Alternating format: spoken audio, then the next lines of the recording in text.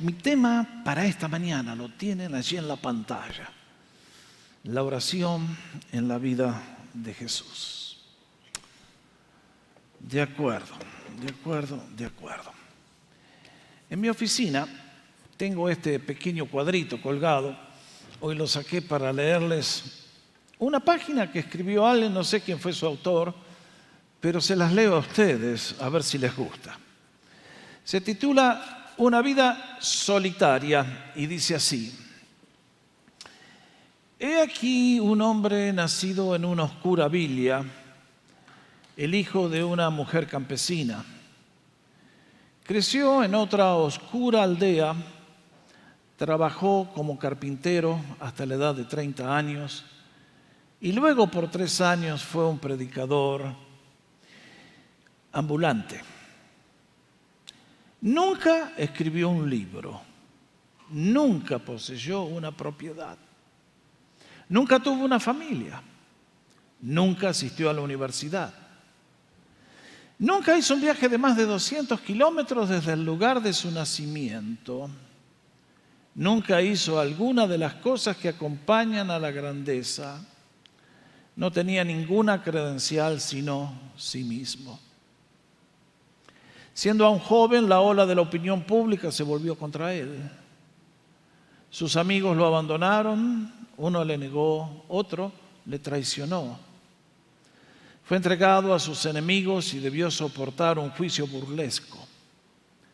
Fue clavado en una cruz entre 2 ladrones, como si fuera el peor, y sus ejecutores se jugaron la única propiedad que poseía, que era su túnica, que le había hecho su madre. 20 largos siglos han pasado. Hoy es el centro de la historia humana y el líder de las columnas del progreso. Y creo que me quedaría muy corto al afirmar que todos los ejércitos que una vez marcharon, que todos los parlamentos que una vez sesionaron, que todas las armadas que una vez se hicieron a la mar, que todos los reyes que una vez reinaron, si fueran sumados todos juntos, jamás hubieran podido influenciar tan poderosamente la vida de los hombres como lo hizo esta vida solitaria. Muy bien hecho, ¿eh? Ese es nuestro Señor. Cuando uno se acerca a la vida del Señor, se acerca a la persona más distinguida en la historia humana. Y ciertamente hay muchas personas para las cuales Jesús no significa absolutamente nada, y qué lástima. Pero para ustedes y para mí, que hemos conocido algo de la grandeza de nuestro Dios y entendemos algo de lo que Él vino a hacer y apreciar quién es Él y por qué lo hizo, que fue todo para bendecirme a mí y amarme a mí.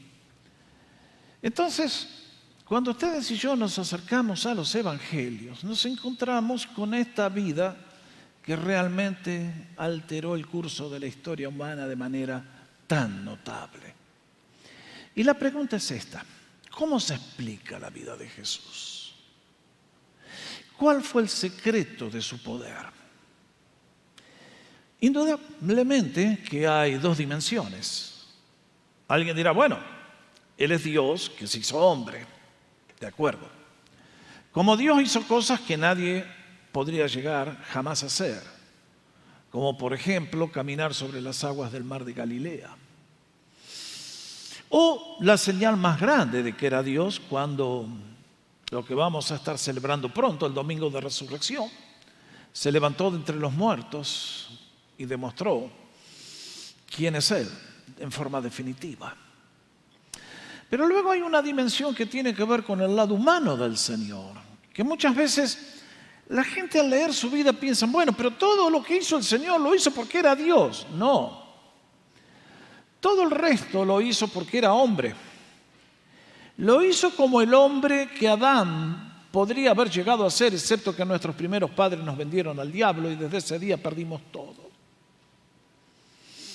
Pero lo que encontramos en Jesús es el ser humano ideal, el potencial al cual ustedes y yo podríamos aspirar si aprendemos un poquitito de cuál fue el secreto que tuvo el Señor. El tema de hoy, mis hermanos, es realmente dramático, importantísimo. ¿Por qué? Les voy a decir por qué. Porque un ser humano sin Cristo es un ser humano que no vive, o vive mal, que es peor. Miren, el ser humano, ustedes y yo, somos un ser que tiene 3 pisos. ¿Se va a acordar? En el piso de más abajo está el cuerpo con sus apetitos y sus deseos, y es lo que nos permite vivir en el planeta. En el segundo piso están las emociones, las sensibilidades. En el tercer piso está el espíritu, que es el que nos conecta con Dios. El ser humano que no tiene a Dios vive patas para arriba. Hay gente que camina en este mundo que son gobernados por la carne, por el cuerpo, por los apetitos. Y a eso le dan la vida y a eso alimentan y así también les va. Viven patas para arriba todo el tiempo y cosechan frutos amarguísimos. Pero luego están los que viven dominados por las emociones. Y en este caso se arrastran por la vida. Porque las emociones les esclavizan y entonces viven deprimidos, ansiosos, temerosos, enojados, enemistados, frustrados. ¿Por qué? Porque le falta el dueño, el comandante principal, que es el espíritu. Y el espíritu humano, estando muerto, sin Jesús, entonces el ser humano siempre vive mal. Jesús vino para que tuviéramos vida en abundancia, vida eterna. Es por eso que ustedes, si entendieron algo del Evangelio, Dios apunta al nuevo nacimiento espiritual, porque cuando Él y ustedes y yo respondemos al mundo del Espíritu, nuestra vida comienza a ser vivida como debe ser vivida. Y cuando uno quiere vivir bien, tiene que aprender de Jesús en todo. ¿Qué hizo Jesús? Ahora, si ustedes y yo vamos a entender a Jesús, tenemos que entender un poquitito de lo que fue la clave de su poder. El pueblo hebreo era un pueblo que oraba mucho. 3 veces al día se dirigían al templo los que vivían en Jerusalén o cerca, mañana, mediodía, tarde, e iban a orar al templo. Esto es algo que acá no se conoce y les digo que es una pérdida grande que tenemos. En el año 89 con Francis visitamos el único país musulmán que hemos visitado, Indonesia. Y para nuestra sorpresa, en los países donde la fe musulmana rige, paran 5 veces al día. El último día nos llevaron a un lugar estábamos en un congreso evangélico, nos llevaron a un lugar donde había una especie de Disneylandia. Y para nuestra sorpresa, a las 6 de la tarde en punto, todos los negocios, al igual que acá, todos abiertos en Disneylandia. Pero el dueño no estaban solos. Y nadie se le ocurrió robar. Bueno, menos mal no hay hispanos por allá, lógico. Que si no, agatajate, la Mara entra en acción rápido. Pero entonces nos llamó la atención que no había nadie, el negocio abierto, pero nadie. Y entonces nos explicaron lo que pasa 6 de la tarde, están todos orando. Alguien dirá, qué fanáticos. Yo creo que si nosotros hiciéramos eso, estaríamos mucho más sanos. Es por eso que ustedes y yo no creemos en las cosas estructuradas, forzadas. Porque yo lo que aprendo de Jesús es que Él oraba. Y aquellos que eran sus apóstoles, que venían de un pueblo que oraba 3 veces al día, comenzaron a relacionarse con Juan el Bautista y vieron que Juan oraba y trajo a la nación una revolución espiritual. Y ahora notaron que el Señor, como leímos en el relato, de mañana, antes que el sol salga, ya estaba orando, a pesar que el día anterior había estado cargado de actividades. Y entonces, dándose cuenta que entre su vida pública y el poder que tenía había una conexión, se dieron cuenta que esa conexión era la vida de oración del Señor. Y entonces ustedes y yo leemos que un día se aproximaron para decirlo: Señor, enséñanos a orar. Y ustedes puedan leer el resto de la historia. Ahora, Jesús enseñó sobre la oración, mucho enseñó sobre la oración. Pero lo más importante de Jesús y la oración es que el Señor oraba. Es por eso que vale la pena recordar en la próxima transparencia que Jesús oraba siempre. Que mucho más importante que enseñar, nos dio su propio ejemplo. Con su ejemplo, Él predicaba 1000 sermones más poderosos que si nos hubiera dicho: hey, vayan a orar. Es por eso que ustedes y yo leemos en el Evangelio que comenzó su ministerio público con una oración. El doctor Lucas, ¿qué nos cuenta en el relato? Aconteció que cuando todo el pueblo se bautizaba, también Jesús fue bautizado. Y marquen, y mientras oraba,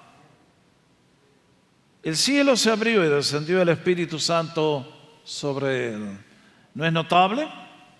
En el momento que lo estaban bautizando, el Señor estaba orando, y fue en esos momentos que el Espíritu Santo vino para darle el poder para hacer las cosas que hizo. Pero tenemos que pasar a la próxima y decir que si el ministerio del Señor comenzó con una oración, la última vez que la raza humana lo vio colgado en la cruz, allí cerró su ministerio público con otra oración. Ustedes la conocen muy bien cuando nos cuenta Lucas una vez más. Entonces Jesús, clamando a gran voz, dijo: Padre, en tus manos encomiendo mi espíritu. Y habiendo dicho esto, expiró. Entre la primera acción y la última acción, el Señor oró. Oró muchas veces, intensamente. Y entonces la pregunta que sigue es: ¿cuándo oraba Jesús? ¿Cuándo oraba el Señor?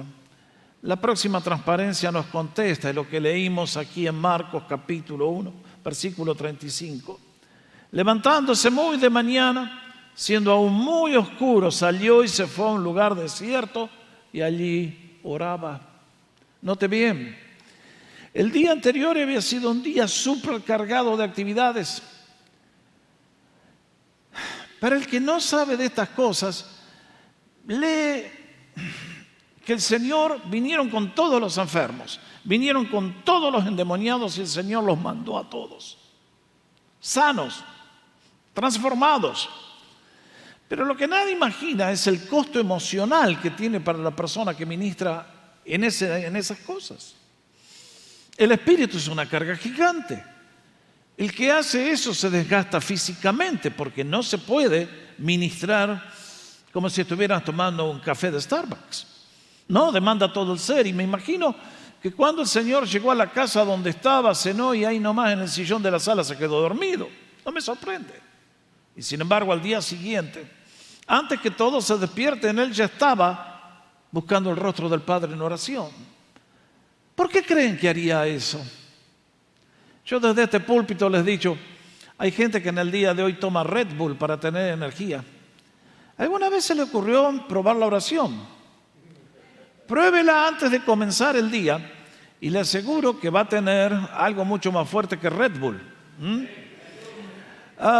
Pero también encontramos que el Señor no cerraba el día sin orar también. En el capítulo 6 de Juan, o en Mateo capítulo 14, encontramos que el Señor también había tenido otro día intenso de milagros. Alimentó a la multitud. ¿Se acuerdan con los panes y los peces de aquel niño que trajo el lunch? Y el Señor lo multiplicó. Y cuando llegó la tarde, se hizo la noche, le dijo: muchachos, crucen al otro lado del lago, después yo los alcanzo. ¿Y qué leemos? Después de despedir la multitud, subió al monte a orar aparte. Y cuando llegó la noche, estaba allí solo. El Señor apreciaba la soledad. Apreciaba para estar a solas con el Padre. Apreciaba para que Él, siendo Dios y este misterio que es la Trinidad, pudieran comunicarse, amarse, recibir las órdenes, recibir la fuerza como ser humano que era. Y vaya, El Señor oraba al comienzo del ministerio, al final del ministerio, al comienzo del día, al final del día oraba siempre. Y la pregunta es, ¿dónde oraba el Señor? Bueno, les respondo rápidamente. Todo lugar era bueno para orar. No había un lugar que dijera, no, acá no puedo. Ya lo leímos hace un instante, tienen la lista, una lista cortita. Apenas recibió el Espíritu Santo, se fue al desierto por 40 días. ¿Para qué? Para orar. Allí entró en ayunas, para quitarle al diablo las llaves que tiene sobre la raza humana. Y juntos, y él con su oración, lo despojó al enemigo. Y por eso no me sorprende cuando leo otra vez a Lucas que dice que volvió del desierto en el poder del Espíritu y entonces hizo lo que hizo. Pero Jesús oró en el desierto y también oraba en los lugares retirados.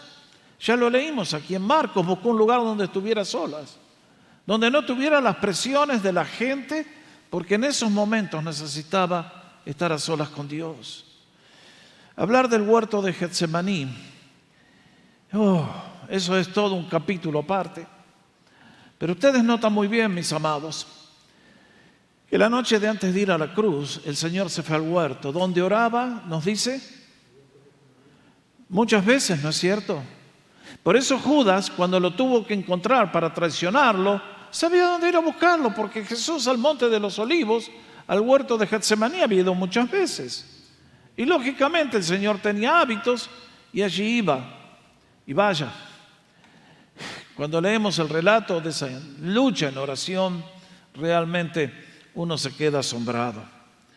Pongo en la cumbre de las montañas, porque lo acabo de decir hace un instante, luego de aquel milagro, allá se fue solito, y desde la cumbre del monte miraba toda la escena y después vio a los discípulos en problemas y ahí descendió a ayudarles. Ahora la próxima pregunta es, ¿y so what? ¿Qué diferencia hace oración? Bueno, mis amigos, la lista es interminable. Pero yo veo la lista en la vida de Jesús y veo frutos que realmente uno dice, Señor, esto es asombroso. Por ejemplo, lo primero que tuvo el Señor, como humano que era una sabiduría distinta a la de todos los seres humanos. Y mediante ella silenció a sus enemigos.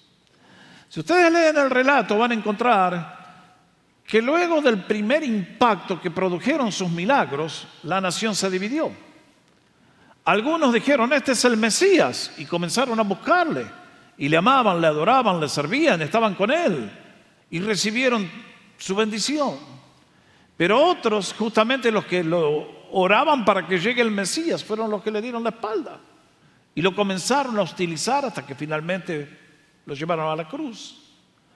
Y entonces uno dice, desde ese momento que los fariseos y el establishment, como decimos aquí, religioso, le dio las espaldas, el Señor comenzó a ser perseguido, atacado, burlado y trataban por todos los medios posibles de hacerle, ¿conocen la expresión? Hacerle pisar el palito. Hacerlo, meterle el pie en una trampa para destruirlo y poder acusarlo. Ven, se lo dije. Este no es el Mesías, este es un falso profeta, un mentiroso. Pero nunca lo lograron. ¿Por qué? Porque el Señor los silenciaba con la sabiduría que tenía. En el capítulo 12 de Marcos estamos en la última semana y allí les puse el último versículo del relato porque vinieron los fariseos a tenderle la trampa y a decirle, maestro, sabemos que tú eres bueno y que enseñas correctamente. Dinos, ¿tenemos que pagar impuestos al César? La trampa estaba bien tendida. Si el Señor decía, tienen que pagar impuestos, entonces lo acusaban de ser cipayo imperialista, comprometido con el imperio romano. Y si decía, no paguen, entonces los romanos venían y lo hacían desaparecer. El Señor los silenció como diciendo, a ver, denme una moneda, muchachos. ¿De quién es esta imagen? Del emperador romano. Bueno, tomen, denle al emperador lo que le corresponde y a Dios de lo que es de Dios. Y nos dice la última frase, ¿y qué pasó? Se maravillaban de él. Hasta los enemigos tuvieron que admitir, este está más arriba que nosotros, por favor. El Señor demostró en todos sus tratos una capacidad, léanla en los evangelios, que realmente nos asombra. Lo otro que encuentro que como resultado de la vida de oración, el Señor tuvo poder espiritual de sobra para poder ministrar compasión a nuestra raza. ¿Qué leímos en el evangelio hace un ratito? Al atardecer, cuando se puso el sol, le traían todos los enfermos y los endemoniados. Y toda la ciudad estaba reunida a la puerta y él sanó a muchos que padecían de diversas enfermedades y echó fuera muchos demonios. ¿Cómo se logra esto? No con 5 minutos de oración al año. Este es el resultado de una vida que ora y ora intensamente. Y quiero decirles que Dios tiene esto, está al alcance de todos los creyentes si tenemos fe para creerlo y pedirlo y buscarlo, reclamarlo y lograrlo. El Señor lo logró. Tercero, el Señor, pues solamente para 3 personas que tenían fe en Él, manifestó su gloria. ¿Qué queremos decir? Que un buen día llamó aparte a un monte a los 2 hermanos, Juan y Jacobo, y al que sería el vocero del movimiento, Pedro. ¿Y qué leemos ahí en Lucas capítulo 9? Como 8 días después de estas palabras, Jesús tomó a Pedro, a Juan y a Jacobo y subió al monte a... ¿Usted lo cree? Y mientras oraba, la apariencia de su rostro cambió y su vestidura se volvió blanca y resplandeciente. Noten, otra vez el doctor Lucas es el que más énfasis pone en su escrito sobre la vida de oración del Señor. Nos da estos detalles preciosos que todo lo que el Señor hizo ocurrió en esos instantes cuando el Señor estaba buscando el rostro del Padre. Fue en ese momento cuando Él se fue al monte a orar que ocurrió de que la gloria que le pertenece a Él por un instante rompió el velo que era su cuerpo, se manifestó allí y los apóstoles quedaron, no nos bajemos más de aquí, Señor, quedémonos aquí para siempre. De golpe habían entrado en la eternidad y en el cielo, porque Jesús estaba allí y todo ocurrió mientras oraba. Pero en última instancia, les dije hace un instante, cuando comenzaba, que la última prueba de que Él es Dios es su poder sobre la muerte.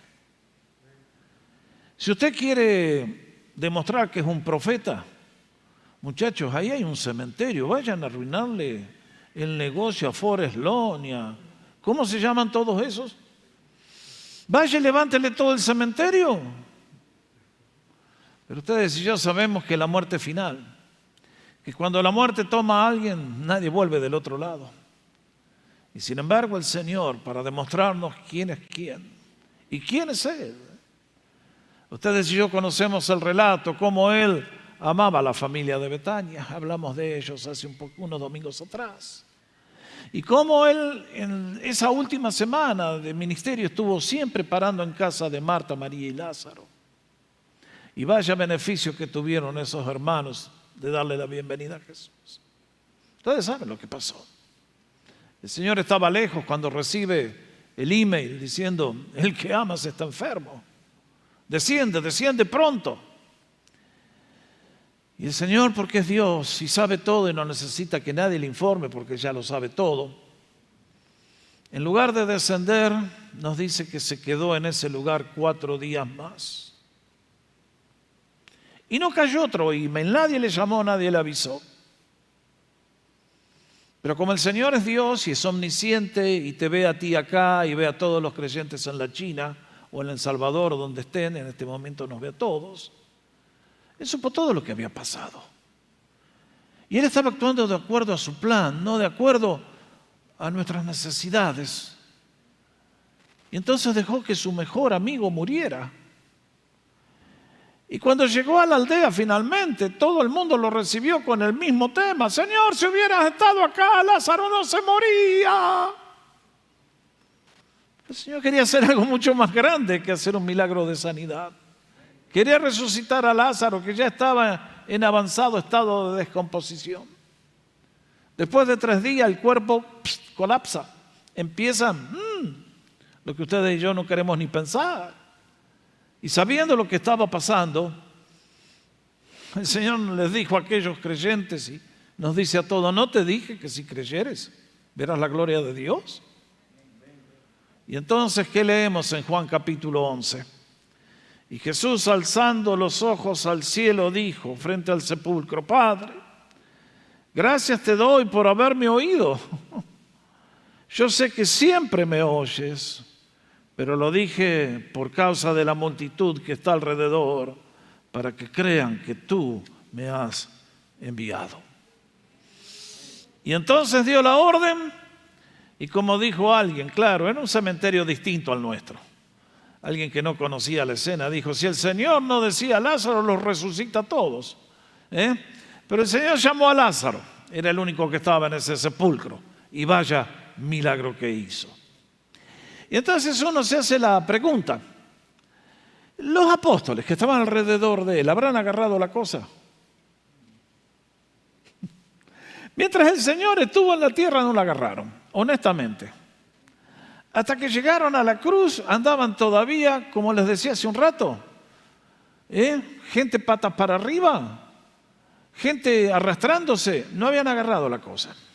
Al punto tal que la última noche se estaban peleando para ver quién era el número 1. Pero ¿qué pasó después que el Señor resucitó?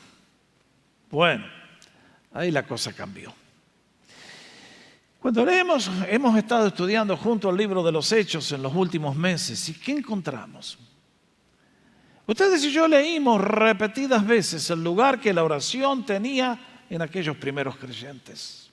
Ahora sí se dieron cuenta.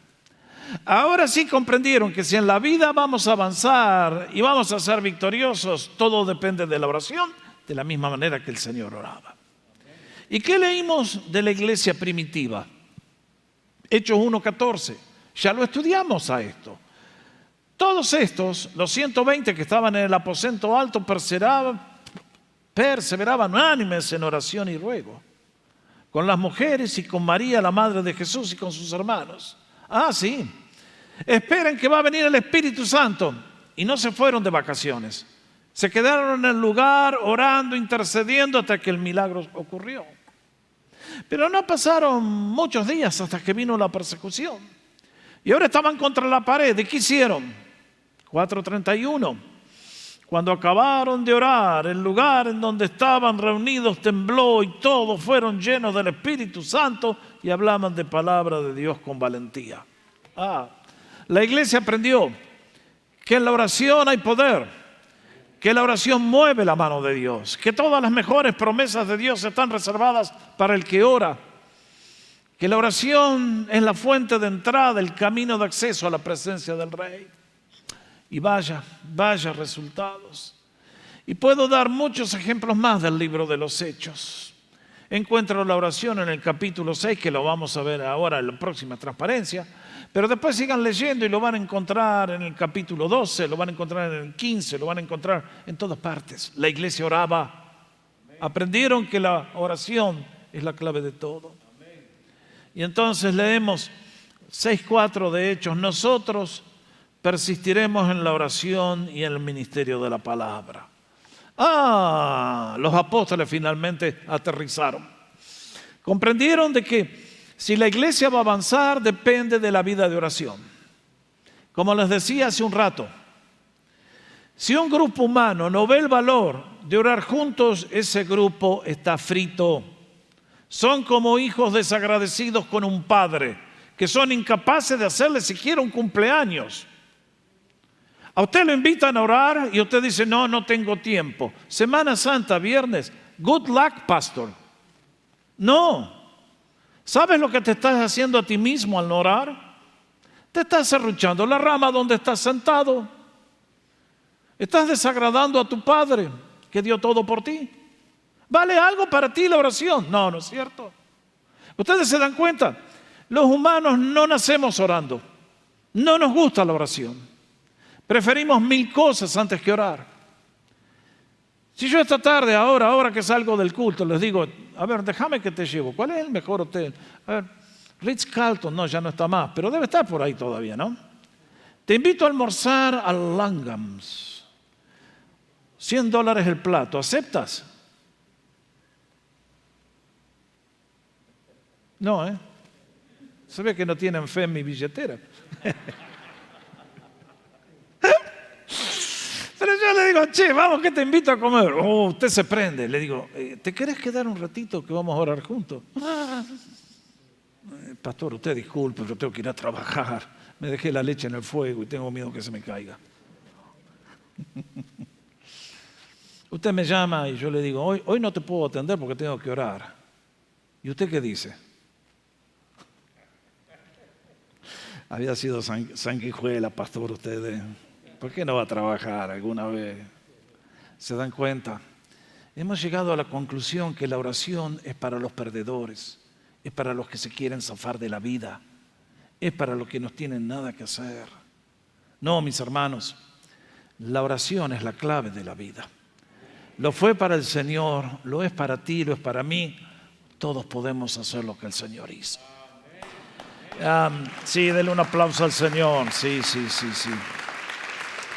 Es por eso que cuando vamos al relato de Getsemaní, lo escuchamos al Señor orar con tanta pasión. Uno diría, si ahora está así y está sudando y le cae un sudor que es como gotas de sangre, cuando le venga el problema, ¿cómo va a estar? Los apóstoles eran nuestros dignos representantes. Mientras el Señor oraba, ellos roncaban. ¿Y qué pasó al día siguiente? A las pocas horas, ustedes y yo leemos el relato y vemos que el Señor en todo momento estuvo en control de la escena. A Él nadie le quitó la vida. Él se entregó porque tenía que salvarte a ti y a mí. Y sin su muerte no hay salvación para nadie. Porque tu problema es muy grave. Y el mío también. Que sin derramamiento de sangre no hay posibilidad de ser perdonados nuestros pecados. Y el único que lo podía perdonar era Él. Por lo tanto, cuando Judas llegó, fuera Judas, a los que venían con palos, ahí cayeron. Al gobernador romano lo hizo temblar porque se daba cuenta Pilato que estaba frente a algo sobrenatural y no. Y en todo momento el Señor controló la escena. Bendijo al ladrón arrepentido y cuando llegó el momento la muerte no le tomó. Él se entregó a la muerte porque Él es Dios y es dueño de todo. ¿Y los apóstoles que no habían orado? ¿Qué pasó cuando vinieron todos estos eventos? Paptitas, ¿para qué te quiero? Lo abandonaron al Señor y bueno, pobre Judas, pobre Pedro. Bendito sea el Señor que Él siempre nos busca para restaurarnos. Él es digno de toda nuestra adoración por tanta gracia, por tanta misericordia, por tanto amor. Pero lógicamente, ahora que la iglesia está establecida, los apóstoles dicen, no, momento. Reconocemos que hay necesidades apremiantes, pero no vamos a dejar la oración por más que usted me diga que nosotros somos malos pastores. Primero el Señor, después ustedes. Y hasta el día de hoy eso es una prioridad. Cuando Dios llama a alguien, lo llama para que empiece a orar. A todos, para que comencemos a buscar su rostro. Y entonces, ¿qué lección nos queda para la iglesia del siglo XXI? Bueno, quiero recordarles que nuestro Señor está con nosotros, hoy con nosotros. Y si usted me pregunta, ¿y qué está haciendo el Señor en este momento? Está orando por ti, ¿lo puedes creer? El Señor está orando para que seas bendecido. Porque yo no sé lo que pasa en estos momentos en la corte del cielo, pero ahí no me extrañaría que venga el enemigo a decir, che, préstamelo a ese, al hipócrita ese que tenés sentado en los bancos. Yo te lo voy a pegar una buena zarandeada y vas a ver que no es nada ese. Y entonces leemos, Por eso Jesús puede también salvar perpetuamente a los que por Él se acercan a Dios. Gracias, Señor. El día que te di mi corazón y creí en ti y te pedí que seas mi Salvador, fue perpetuamente, una vez y para siempre. Se acabó. Pero ahora que estamos del lado de Dios, la batalla recia con más fuerza. Satanás me dice, préstamelo a Jorge, préstamelo a María, préstamelo a quien. Y entonces dice, viviendo siempre para interceder por ellos. Intercedió cuando era humano estando en la tierra y ahora que está en el cielo, Él sigue intercediendo por ti. ¿Alguna vez te diste cuenta? ¿Alguna vez le diste gracias? Ustedes y yo necesitamos al Señor cada día. Cuando yo era niño, salíamos de viaje y papá siempre tenía la mala idea de orar. Y yo decía, ¿para qué? Ahora que ¿usted se anima a salir al freeway sin orar? ¿Usted se anima a salir de su casa sin orar? Miren, si no fuera por la protección del Señor, el enemigo con un accidente, con esto, con lo otro, nos saca de este mundo volando. ¿Quieres vivir una vida de poder? Dale gracias al Señor todos los días. Dale gracias al Señor todos los días.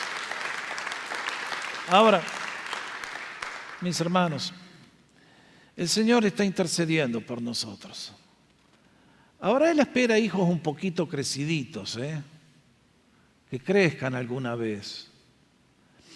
Porque si tú te acercas al Señor siempre para pedirle cosas y nunca le das gracias, eso sería como un hijo tuyo que se acerca todos los días para pedirte plata y nunca te da nada. Miren, no podemos ser comerciantes con la oración. Al Señor hay que amarlo porque ¿quién es Él? Y por todo lo que ya nos ha dado. ¿Crees que Cristo te puede amar más que lo que te amó cuando dio su vida por ti en la cruz del Calvario? Ya lo dio todo. Lo entregó todo por ti, por mí. Pero ustedes y yo tenemos que aprender a abrir el tesoro y encontrar todos los beneficios y las bendiciones que Él nos ha dado con su sacrificio en la cruz. Es por eso que para ustedes y para mí, la oración no es una transacción comercial. Inclusive, guarda con este asunto de que tenés que orar para tener la unción y tener poder. Si van a orar así, eso es ser como Simón el Mago. Lo vimos en Hechos capítulo 8. Que le dijo a los apóstoles, denme el poder del Espíritu Santo, así yo lo... Y le dijeron, ojo, porque vos no pertenecés acá. Busca al Señor. Busca al Señor porque Él es el Señor y es tu Padre. Y búscalo seguido. Acércate a Él con plena certidumbre de fe. No importa tu vocabulario, no importa lo que le digas. El Señor le escucha escuchar tus balbuceos.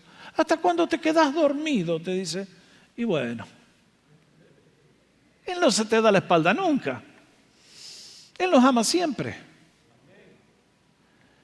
Y quiero decirles una vez más que si caminamos patas para arriba o arrastrándonos, no es culpa del Señor. Porque el Señor nos puso en la vida todas las herramientas para vivir una vida transformada. Es por eso que el escritor de la carta a los Hebreos nos vuelve a insistir en este párrafo que yo cada vez que oro lo cito, porque es la promesa en la que se fundamenta mi vida de oración, una de las tantas promesas. Como dijo el Señor, por tanto, teniendo un gran sumo sacerdote que traspasó los cielos, Jesús, el Hijo de Dios, retengamos nuestra profesión. Porque no tenemos un sumo sacerdote que no pueda compadecerse de nuestras necesidades, debilidades, sino uno que fue tentado en todo según nuestra semejanza, aunque Él nunca cometió un solo pecado. Por tanto, acerquémonos pues confiadamente al trono de la gracia para alcanzar misericordia y hallar gracia para el oportuno socorro. qué promesa, qué invitación, qué exhortación. A ver, les hago la pregunta. Si alguno está contento con su vida de oración, póngase de pie. ¿Se dan cuenta? Parece que siempre el saco nos queda grande. Pero me imagino que cuando los apóstoles vieron al Señor orando, deben haberse sentido, qué mal que estoy, cuánto me falta aprender. Pero cuando se acercaron al Señor, no encontraron que el Señor les cerró la puerta, más bien les hizo una invitación para que ellos también vivieran en el nivel que Él tenía. Y esa es la invitación que el Señor te hace cada día a ti y a mí. Imperfectos, Él sabe cómo nos creó. Nos dormimos, Él sabe todas las cosas. Pero como un padre amoroso que les gusta escuchar a sus hijos y verlos y bendecirlos, el Señor te está esperando a ti con brazos abiertos, diciéndote, ven, aquí estoy, ven. Y entonces nos dice, acerquémonos pues, no dudando, sino con plena certidumbre de fe, sabiendo que quien nos escuche es alguien a quien podemos entregarle toda nuestra vida y la habremos colocado en las mejores manos. ¿No les llama la atención que el Señor, cuando terminó su ministerio, entregó su vida en las manos del Padre? Si Jesús consideraba que las manos del Padre eran un lugar seguro y el mejor lugar donde dejar su alma, ¿has llegado tú también a la misma conclusión? Es el mejor lugar para tu vida, mi vida, para todo. Por lo tanto, en este día, ¿qué aprendemos de la vida del Señor? Sí, que Jesús oraba. Oró siempre, oró por todos, oró por tantas cosas. ¿Y qué está haciendo en este momento? Orando por ti y por mí. Y es por eso que mi invitación es, aprendemos de la vida de Jesús. Él nos invita. Hay millares de promesas. Y concluyo con las palabras de un creyente como ustedes y como yo, de carne y hueso, que un día en la década del 50 decidió que tenía que dar todo por el Señor y fue a servir a las selvas de uno de nuestros países para llevarle el evangelio a una tribu que lo recibió a lanzazos. Y sin embargo, Jim Elliot nunca se imaginó que iba a abrir el camino para miles y miles de personas que iban a servir al Señor y otros miles que iban a ser salvos. Y en su diario anotó, el santo que avanza sobre sus rodillas nunca retrocede. Y esa es la promesa para todo aquel que verdaderamente cree en Dios, aprende de Él y de a poquito aunque sea, aprende que si amamos a Jesús tenemos que orar. Porque si no oramos, tu amor se va a apagar. Y como tú fuiste creado para adorar, si no adoras al Señor, te vas a adorar a ti mismo. Y si te adoras a ti mismo, te vas a encontrar que ese Dios al cual adoras no te va a poder ayudar en los momentos trágicos. Busca a Jesús. Entrégate a Él. Entonces pídele todo lo que quieres en el nombre del Señor. Y por sus promesas y su poder y su amor te será hecho. Sí, la vida de Jesús me desafía muchísimo a mí. Me siento como un niño que todavía tiene mucho que aprender. Pero doy gracias que en la medida que vamos, el Señor bendice. Hoy los aliento a todos a buscar el rostro del Señor, sabiendo que el Dios que te abre las manos y te extiende sus brazos y te invita, es un Dios de toda misericordia, que estuvo dispuesto a dar lo mejor de todo, su propia vida por amor a ti, y en consecuencia anhela bendecirte aún más. Vamos a darle gracias. Vamos a ponernos de pie.